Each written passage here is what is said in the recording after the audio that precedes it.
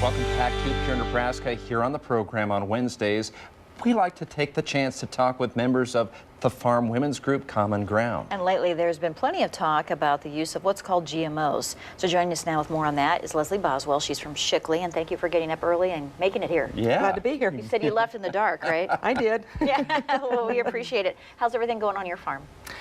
It's going fairly well. We had a lot of rain and a lot of hail in the last week or so. We had about 6 inches of rain last week.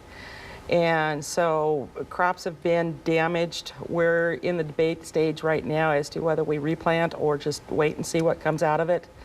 There are some people that have started replanting, but we've got just enough of a stand. If we try to replant, then we're tearing out some that's already there. So it's a debate, and I think my vote is just to wait and see. Yeah, wait and see. Yeah, Paul, Leslie, we wanted to talk to you a little bit about GMOs. And Yes. for those who don't even know, what does it stand for? What does that mean? GMO stands for genetically modified organism.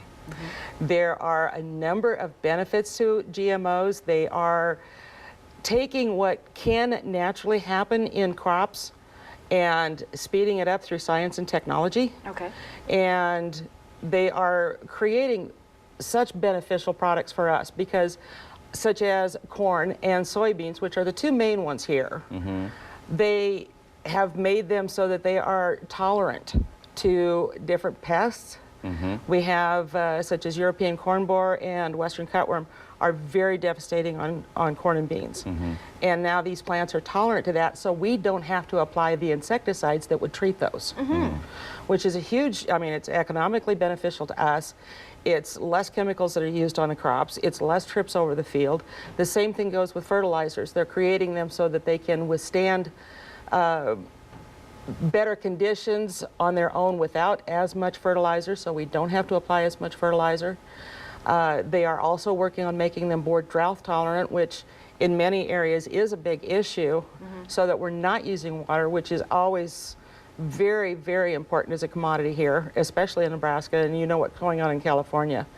If they had drought tolerant crops there, that they would be better than they are, but it's still so bad. Who knows if it would really save them.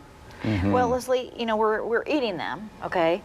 So why are people so concerned about GMOs? There's a lot of misinformation about it, and one of the things is that not all of what we are eating is a GMO. Okay. A lot of things have been developed through breeding and hybridization, which is different. That's the slower process. That's how we get our red grapefruit.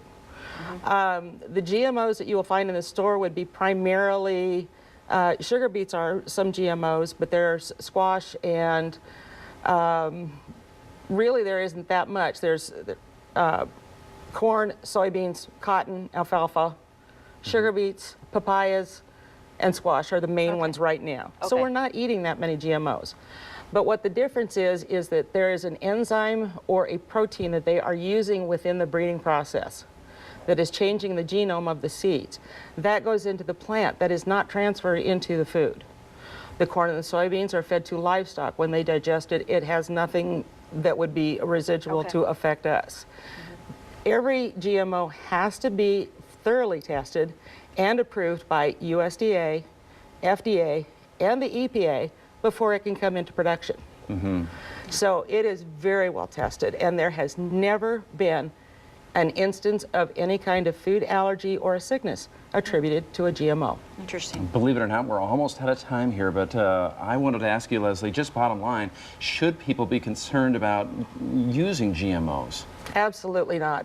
There is nothing there that's been found to be harmful, and there are so many benefits that we can get from using these GMOs that are helping us reduce carbon footprint, reduce trips to the field, reduce chemicals. Everything about it is a win-win situation for all of us. Especially for conventional farmers out there, it's Absolutely. very important. Yes. All right. Well, Leslie. thank you. Thank you. Yeah. Thanks for You're coming welcome. in today. Glad We to be here. appreciate that.